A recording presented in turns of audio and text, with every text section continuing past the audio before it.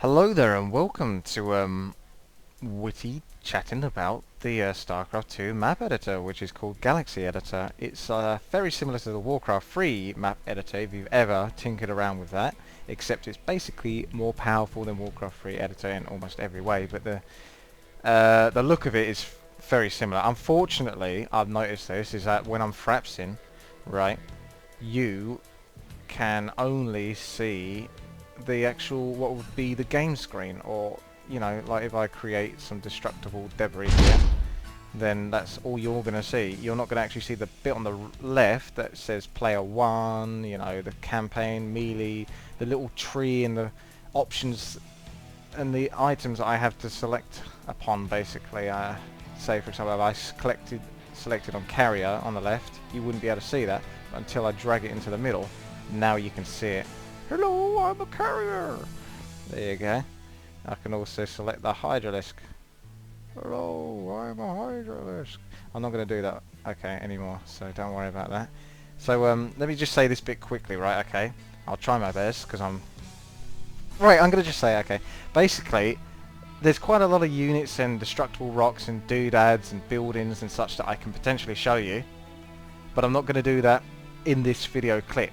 If you really want to see that, then feel free to make lots of comments and spam and, you know, post on my profile, whatever it is. If I get enough responses of people wanting to see it, then I will go through almost every single destructible rock and unit and building in the game and show you it, for example, and go around it like this with the camera, and it'll be like, oh, wow, look at that, that's well cool.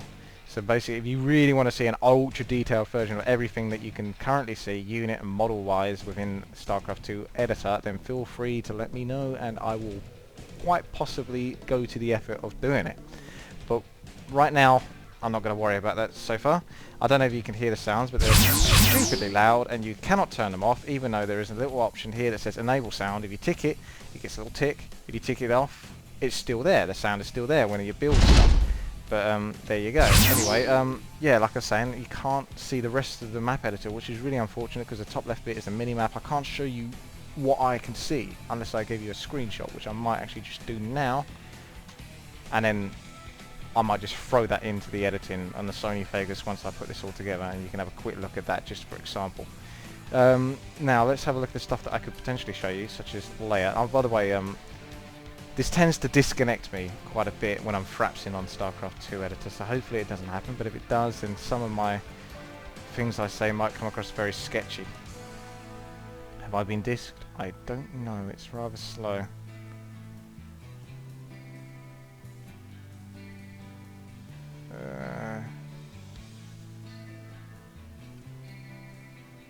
This is okay, so yeah, I did just get disconnected, and it's probably going to happen quite a lot more, but I can always put this together in relative good order. So yeah, I'm sorry, I noticed that you've probably just been staring at a green thing, so I'm going to start putting stuff on there, or try to anyway. You can see this orange circle. This is the brush that you can use to, I can uniform texture, add texture.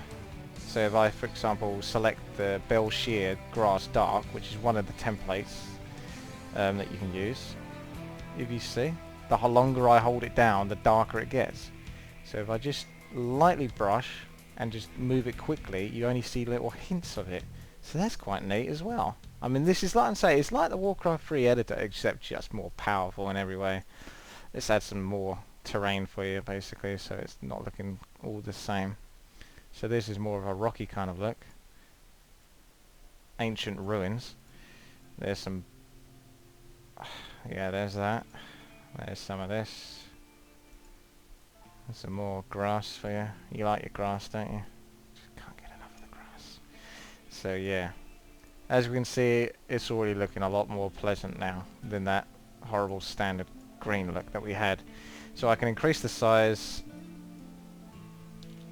or I can just go back and then hey, speed very fast. That determines how fast it changes. So if you select it to very slow, I could hold this down for a long time and you can see it very gradually changing. Right, okay, that's that. You can also have square, or you can have diamond, I suppose. Alright, I think this is a variable one. Noise, fractional. I don't really know too much about all of those. I mean, it gets quite detailed, but let's build ourselves a road. So here I'm holding this down. If I click again, builds a road. If I do it again, builds a road. Now I can go like this. You can have the world's best looking road. Yeah. Not exactly a Grand Prix, but it will do. And of course, I'm sure you'll see custom games in the future that will no doubt be racing games, simply because of this new feature that visitors put in, such as the road. If I hold this here, you can see those two connect there. So if I click here, it changes it around. I mean, this is something you just have to get a feel for. I've really literally like barely touched this. Road width, I can increase the road width. It looks even more spazzy now. So if I go back, you can reach the whole road. So let's have a look. Now we've got the terrain thing. You know, you can change the whole height of this. As you can see, the longer I hold it down, the taller it gets. You can zoom much further out in this editor as well compared to the Warcraft 3 one. If you see, if I zoom out too far, it will start to black out, but that is incredibly more powerful than the Warcraft 3 one. It used to get like this far up from the ground, and then it would start blacking out, so you basically have to operate all the time while zoomed in. If you're a paint editor or something like that who likes to work on PaintShop Pro, you might be able to appreciate that, if you can see where I'm coming from with that. You know, you want to zoom in at some bits, and other bits you want to zoom right out so you can see the whole picture, where you can basically do that with Starcraft 2. I'm guessing this video might go on to 2 parts, I'm not sure, because this is taking me a while, but you can see, just to put this in perspective, oh, I hope I don't diss myself again.